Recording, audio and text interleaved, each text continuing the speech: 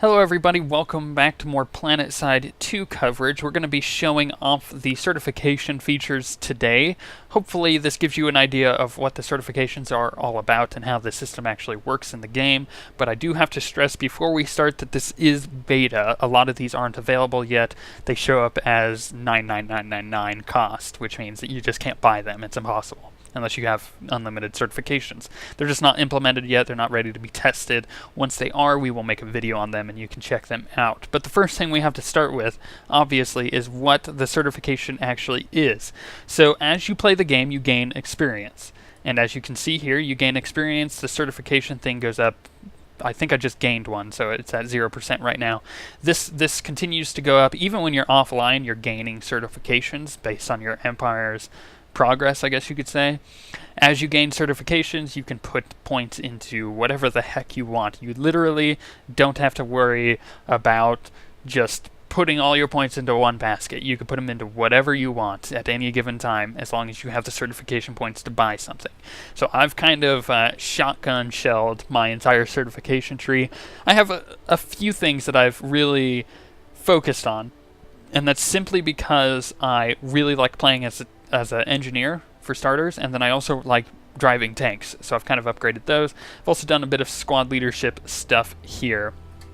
So let's go to the class history and see what you can unlock there, starting with the engineer because it's the first thing that I actually have things unlocked with pretty music in the background. So universal certifications, these are what I'm talking about. These are not unlocked yet. They're not ready to be tested, but you see a grenade expertise there. First aid certification, so this is just universal with all the classes. So I can buy first aid stuff, which is pretty sweet. That also does take up a slot on my class, so I'm actually dropping something in order to get a medical kit, which if I have a medic following me around anyways, I don't really need that.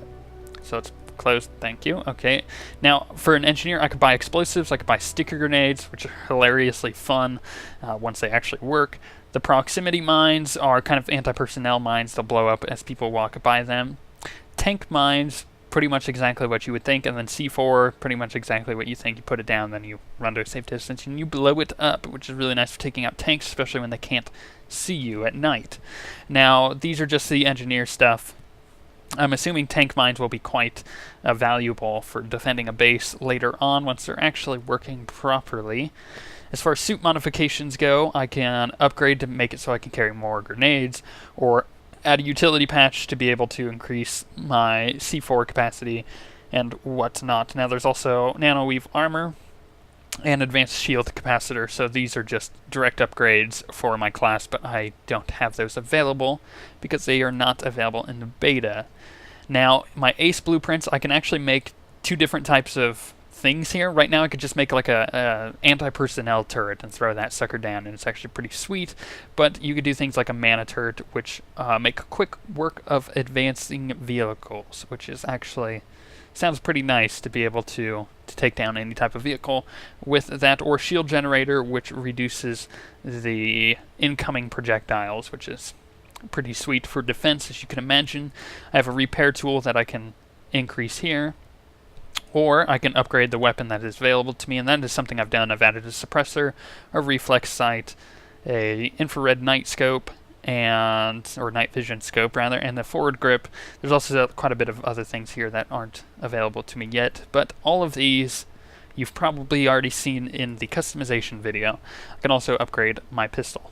As far as the other classes go, you've got the Infiltrator being able to do very similar things, upgrading its class directly, upgrading the sniper rifle directly, hacking, which is hilarious. I really can't wait for hacking to come in because it was something I really liked in the first Planetside game quite a bit. If you don't know, I played Planetside 1 for 4 years. I really enjoyed that game.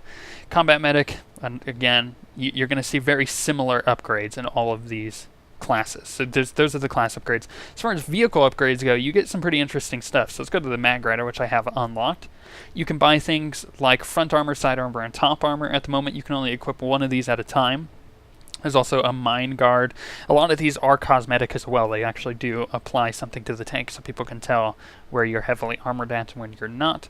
Strafe speed enhancement, speed, turn rate, braking power, hover, just all the fun stuff. You can also have acquisition timers on all vehicles. You can increase the time it or reduce the time it takes to be able to re-get a vehicle. You can, most vehicles repair over time, it just takes a while. You can upgrade that and the delay. And there's also crew efficiency, quick exit, quick seat swaps, stuff like that. So it makes it a bit more awesome how you can upgrade a certain vehicle, whichever one you actually really like. You can also upgrade all the weapons on the vehicles, as you might expect, adding 2x zoom. Like on this, you can add optics, and you can also increase that even more. Quite awesome, if you ask me.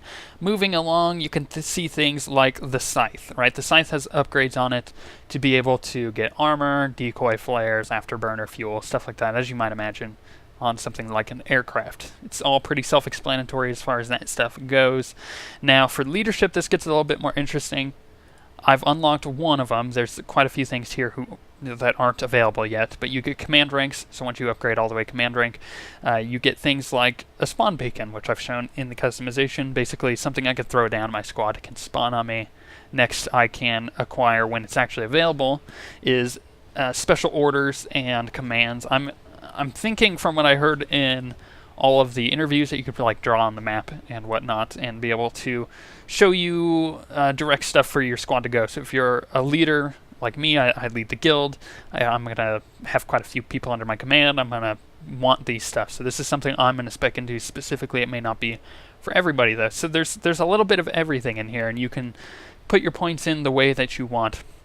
Eventually, if you just kept playing the dang game, you would get everything, and that's pretty sweet, but they're going to make it very difficult to do so. Some of these are really expensive, so it may take you a really, really long time to get everything, but it does give you something to work forward to, and that's kind of how the certification system works. I quite like it. I think it's actually really balanced. It's better than the first game's certification system.